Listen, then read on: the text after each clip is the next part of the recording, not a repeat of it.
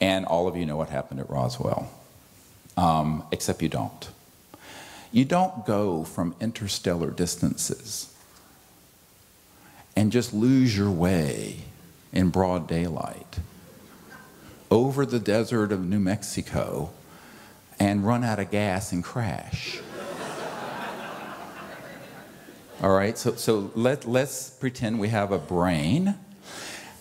What actually happened, and this is in a document on our website from the FBI, from Guy Hotel, a field agent, to the J. Edgar Hoover, is that a special and new radar installation, euphemism, radar, electromagnetic, but it was configured to have this scalar longitudinal energy in it, which basically, what that is, you know, light is a wave like this, you know. Okay, and if you have a laser, it's all one wavelength that is synchronized coherently, which is like green or blue or red. That's what a laser is. And this crystal is used to create that coherence. But then, what if you have light that is a point that doesn't have a wave aspect, but it's just a line? Well, now you're going in multiples of the speed of light. And it is. It is not limited to the speed of 186,000 miles per second, but that technology can and has been weaponized.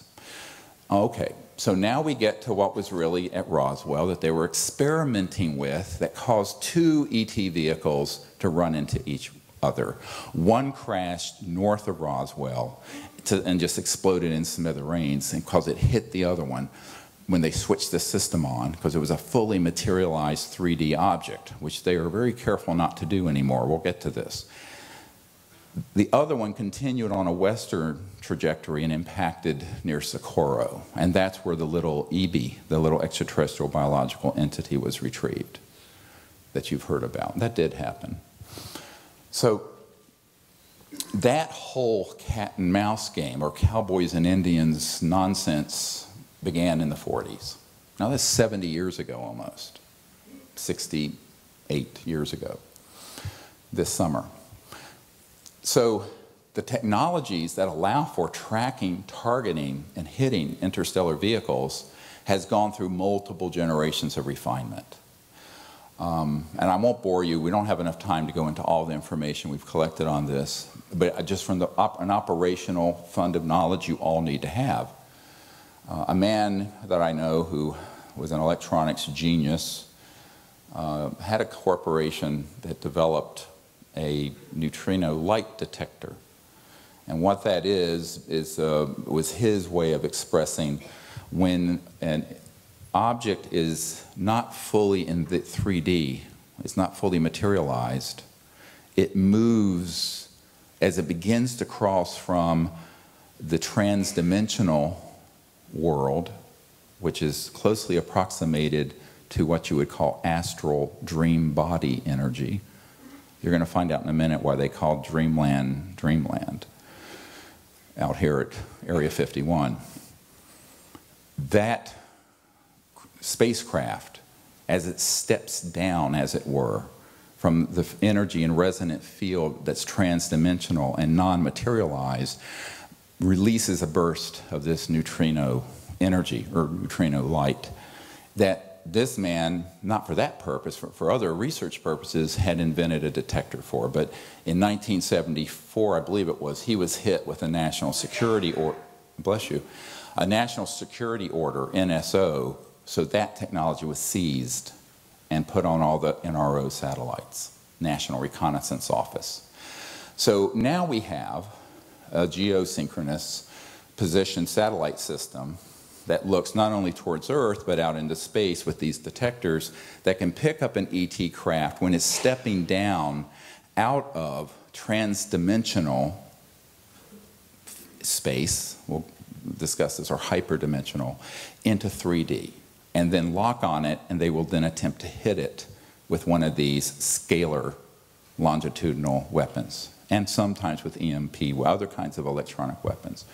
And so began the era of what Lynn Stringfield called the crash retrieval process, where over a period of time from the 40s up to, not that, well, it's still going on, where objects were on occasion Now the hit rate isn't that high, but where on occasion they would be able to target and hit these objects with these electromagnetic systems, and they would be damaged or destroyed or would crash.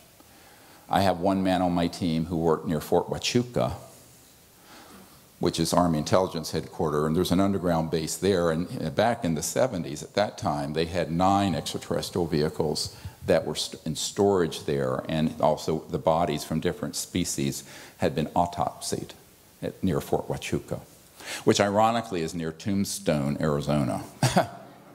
There's some weird ironies in all of this. Now, why did I divert into all that?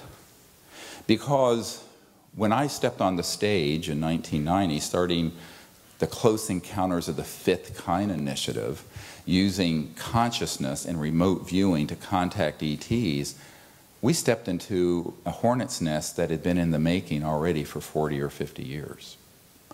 And what the result of that was, I was immediately contacted by people in the intelligence community, and the former head of Army Intelligence and some NSA people who said, "What the hell do you think you're doing?" And I said, well, I'm doing exactly what I've written I'm doing. I'm going to organize teams to be citizen diplomats to these civilizations using advanced concepts in physics and consciousness. And basically I was threatened and told I shouldn't and couldn't, and I said, watch me.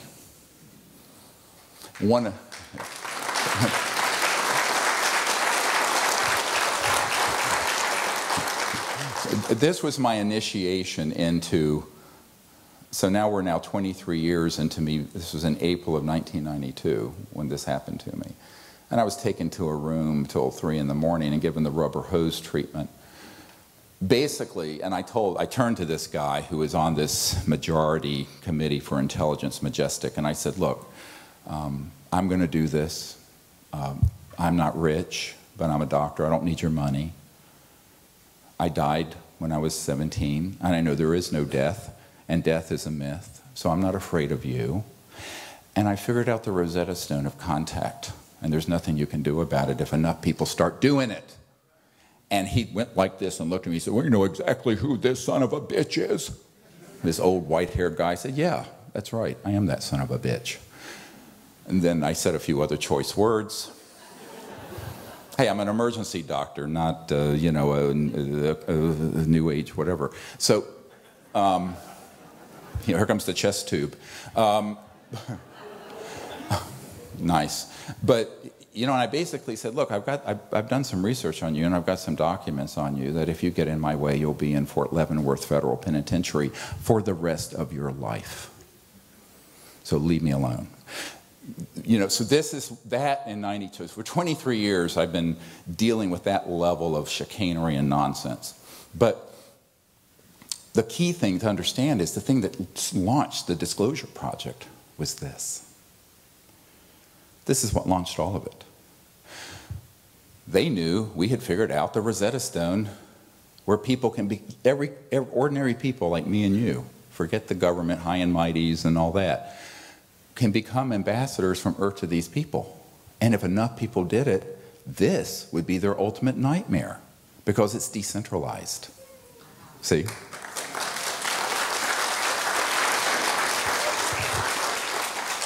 I liken this to cosmic civil disobedience.